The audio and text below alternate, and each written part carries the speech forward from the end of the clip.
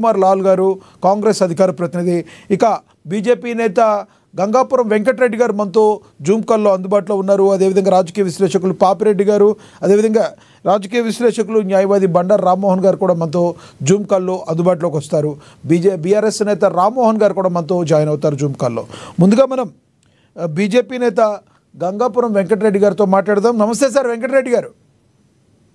నమస్తే నమస్తే చెప్పండి వెంకటరెడ్డి గారు. లైవ్లో ఉన్న మిత్రులందరూ కూడా నమస్తే. పాపిరెడ్డి గారు. ఎస్, అందరికీ నమస్తే సార్.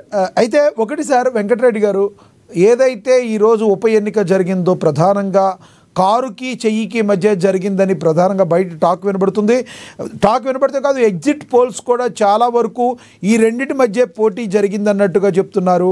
ప్రధానంగా కొన్ని కాంగ్రెస్ పార్టీకే మెజారిటీ అన్నీ కూడా మనకి గెలుపు 5,000 నుంచి 6,000 లోపు ఓట్ల తేడాతో గెలుస్తారని చెప్తున్నారు. ఎలా చూడాలంటారు ఈ సర్వేలని కానీ ఎగ్జిట్ పోల్స్ని ఎలా చూడాలంటారు? ఇప్పుడు ఒకటే ధర్మర్ గారు, మీరు పెట్టినటువంటి కనపడుతున్నటువంటిది ఏంటంటే 3 సర్వేల గురించి చెప్పినారు. ఒక దాంట్లో కాంగ్రెస్ వెనుక్కుంది, బీఆర్ఎస్ మొదటి దాంట్లో కేకే సర్వేలో బీఆర్ఎస్ పార్టీ ముందుంది. సరే, మాకు 7% ఇచ్చినారు. రెండవ దానికి వచ్చేటప్పటికి ఏంటంటే 45% కాంగ్రెస్కి ఉంది, 39%. మూడవ దానికి వచ్చేటప్పటికి 38%. అంటే రెండిట్లో బీఆర్ఎస్ పార్టీ ముందుంది అనేటువంటిది. మీరు 3 ఏవైతే చూపిస్తున్నారో లైవ్లో చూపిస్తున్నారో అవే 2 బీఆర్ఎస్ వైపు ఉన్నవి, ఒకటి మాత్రం కాంగ్రెస్ ఉంది. సరే, మాకు ఏది చూపించలేదు, అది వేరే సంగతి.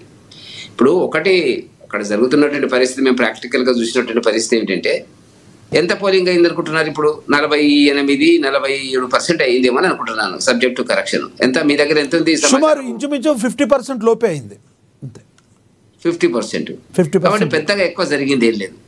50% అంటే పెద్ద ఎక్కువ జరిగింది ఏం లేదు. గతంలో కూడా సుమారుగా 46-47 ఉన్నట్టున్నది అసెంబ్లీ ఎన్నికలకు వచ్చేటప్పటికి.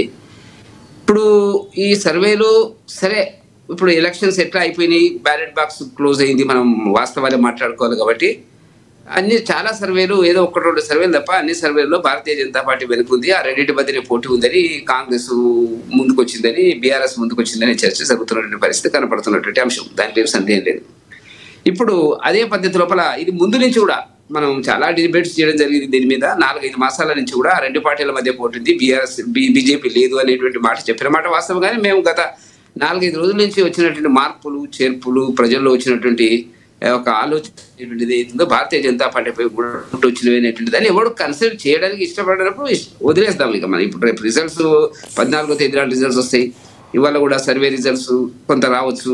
ఆ సర్వే రిజల్ట్స్ చాలా సందర్భాల లోపల ఇటు అటు ఉన్నటువంటివి చూసినాము. కొన్ని సందర్భాల్లో దగ్గరగా ఉంటాయి, కొన్ని సందర్భాల్లో ఘోరంగా విఫలమైన ఈ సర్వే రిపోర్ట్స్ జాతీయ స్థాయిలో కానీ రాష్ట్ర స్థాయిలో కానీ రకరకాలుగా మనం చూసినటువంటిదే, పెద్ద గొప్పగా ఏం లేదు. కాబట్టి వాస్తవాలే మాట్లాడుకుందాం. కాబట్టి ఇవాళ సర్వే ఓటింగ్, సైలెంట్ ఓటింగ్ మా వైపు జరిగింది అనేటువంటిది మాకు ఉండేటువంటి. ఇప్పుడు ఉదాహరణకి మేము చూసాము, ఇక్కడ బోరబండలో చూసాము. బోరబండలో సైలెంట్గా మాకు ఓట్లు పడ్డవాట వాస్తవం.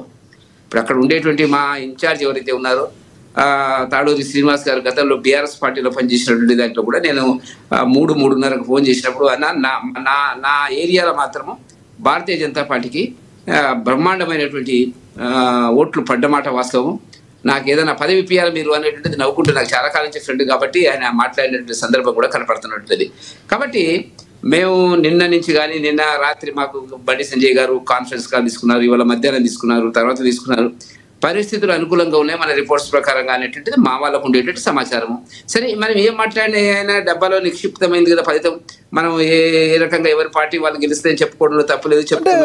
వెంకటరెడ్డి గారు, ప్రధానంగా చూసుకుంటే ఇప్పుడు కాంగ్రెస్ అయినా బీఆర్ఎస్ అయినా ఎడ్జ్ కనబడుతూ కొంత డిఫరెన్స్ కనబడుతుంది, కానీ మీకు బాగా ఎక్కువ డిఫరెన్స్ కనబడుతుంది, తక్కువ % లాగా కనబడుతుంది. ప్రతి సర్వే కూడా అదే విధంగా చెప్తుంది, ఎగ్జిట్ పోల్స్ అన్ని కూడా అలాగే చెప్తుంది. ఎందుకు ఇంత డిఫరెన్స్ అంటే కారణం ఏం చెప్తారు మీరు ఆ కాన్స్టిట్యున్సీలో? ఇప్పుడు ఒకటి వాస్తవానికి సికింద్రాబాద్ కాన్స్టిట్యున్సీలో అదొక కాన్స్టిట్యున్సీ వాస్తవాన్ని మనం వాస్తవాలే మాట్లాడుకుందాం ఇప్పుడు. ఎందుకంటే 6 గంటలు అయింది కాబట్టి పెద్ద ఇబ్బంది లేదు. ఆ 7 కాన్స్టిట్యున్సీలో కూడా మాకు 2 కాన్స్టిట్యున్సీలు బలహీనమైనటువంటిది. ఇప్పుడు ఏ పార్టీ కూడా అన్ని మొత్తం 119 కాన్స్టిట్యున్సీలో బలంగా ఉంటుందని మనకు రకరకాల కారణాలతో ఉండదు. ఏ పార్టీకైనా ఆ పరిస్థితి ఉంటుందని చెప్పి మీకు అందరికీ, మీరు సీనియర్ జర్నలిస్ట్గా మీకు ఉండేటట్టు అభిప్రాయం మా అందరం కూడా ఏకీభవిస్తాం, పాపిరెడ్డి గారు కూడా ఏకీభవిస్తారు. ఒకటేంటంటే ఆ 7 కాన్స్టిట్యున్సీలో మాకు 2 కాన్స్టిట్యున్సీలు ఇంతకుముందు చెప్పినట్టుగా బలహీనంగా ఉన్నది. ఒకటి నాంపల్లి, రెండోది జూబ్లీ హిల్స్. దాంట్లో సందేహం లేదండి.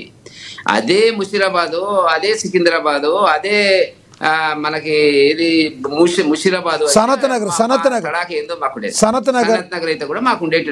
అవును, అవన్నీ ఆ రెండే వాస్తవం చెప్తున్నాను. ఇప్పుడు నాంపల్లి ఒకటి, జూబ్లీస్ ఒకటి, మేము బలహీనంగా ఉన్నమాట ఆర్గనైజేషన్ పాయింట్ ఆఫ్ వ్యూలో బలహీనం. దానికి కారణం ఏంటంటే అక్కడ 1,20,000 ఓట్లు ముస్లింలు ఉన్నాయి కాబట్టి మనం ఎంత కృషి చేసినా కూడా ఆ గతంలో జరిగిన ఎన్నికల్లో కూడా అట్లాగే జరిగింది, ఇప్పుడు కూడా అట్లాగే జరిగినటువంటి మాట వాస్తవం. అది ఆ కోణంలో ఇప్పుడు అన్ని కాన్స్టిట్యూన్సీలు అందరూ ఇప్పుడు యాకత్పురంలో మనం కాంగ్రెస్ గెలుస్తుందా, బీఆర్ఎస్ గెలుస్తుందా అంటే ఎవరు గెలుస్తారంటే, బీజేపీ గెలుస్తుందా అంటే ఎవరు గెలవరు. కొన్ని కాన్స్టిట్యూన్సీలు కొన్ని పార్టీలకు పట్టు ఉండేటువంటి పరిస్థితులు మనం వాస్తవం చెప్పుకోవాలంటే అక్కడ పాలించిన పార్టీ టీఆర్ఎస్ పార్టీ ముస్లింలలో ఒక రకమైన విభజన జరిగింది. అయితే వెంకటరెడ్డి గారు ఇప్పుడు ఇక్కడ జరిగిన దానిలో అసలు బీఆర్ఎస్ కి లేదంటే కాంగ్రెస్ కి ఎవరికి విజయం కావాలో ఆ డిసైడ్ చేసే ఓట్లు మీకు పని అంటారా? ఉంటది నేచురల్ గా, పెద్ద తేడా ఉండదు ఆ రెండిట్లో. ఒకవేళ మనం అనుకుంటే, ఇప్పుడు మేము ఫీల్డ్ లో లేము అనుకుంటే వాళ్ళే గెలవబోతున్నారు ఆ రెండు పార్టీలు ఏదో ఒకటి అనేటువంటిది, అది కూడా డిఫరెంట్ రకాల సర్వే రిజల్ట్స్ వస్తున్నటువంటిది. సరే చూద్దాం ఇంకా మరి ఇప్పుడు తర్వాత వచ్చేటువంటి సర్వేలు వాస్తవంగా పోస్ట్ మనం ఒకసారి చూస్తే ఏఎన్ఎన్ సర్వేలో కూడా మనం ఒకసారి చూస్తే ఏఎన్ఎన్ ఎగ్జిట్ పోల్స్లో కూడా మనకి కాంగ్రెస్కి 51.2% ఉంటే బీఆర్ఎస్కి 42.6, బీజేపీకి 5.6గా కనబడుతుంది మనకి. మీరు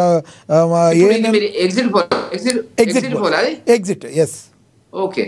ఇప్పుడు అక్కడ మీరు డిస్ప్లే చేస్తున్న ఎగ్జిట్ పోల్ కావాలనుకుంటా గతంలో వచ్చినటువంటి సర్వే రిజల్ట్స్ ఉన్నట్టు. అవును, అక్కడ మూడు చూపిస్తారు. అవును, ఎగ్జిట్ పోల్ ఆల్సో ఇంపార్టెంట్ కదా, గతంలో జరిగింది ప్లస్ ఎగ్జిట్ పోల్ రెండింటికి మీరు కొత్త తయారు చేశారు ఉండవచ్చు. ఇప్పుడు ఒకటి మీరు చేసినటువంటి సర్వే ఏ పారామీటర్స్ తీసుకుని చేసినారు, ఒకవేళ కరెక్ట్ గానే చేసినారు, వాస్తవ డేటా మీరు కలెక్ట్ చేసినారు, ఎక్కువ శాంపిల్స్ కలెక్ట్ చేసినారు అనుకున్నట్లయితే ఉండవచ్చు. నేను కాదంటలేదు. ఇప్పుడు 6 దాటిన తర్వాత మాట్లాడుకోరుగా నేను చెప్పిన మాకు ఉండేటువంటి కొన్ని ఇబ్బందులు అక్కడ ఉన్నట్టు మాట వాస్తవం. సరే, దానికి సంబంధించినటువంటిది కొంత మా 4-5 రోజుల నుంచి మా వైపు కొంత ప్రజలు చూస్తున్నటువంటి పరిస్థితి, సైలెంట్ ఓటు పడింది అనేటువంటిది మా వాళ్ళ ఒక అభిప్రాయం. సరే, ఎనీ హౌస్ చూస్తే మనకు 14వ తేదీ నాడు ఏం జరగబోతుంది అనేటువంటిది ఒక ఐడియా వస్తుంది కదా.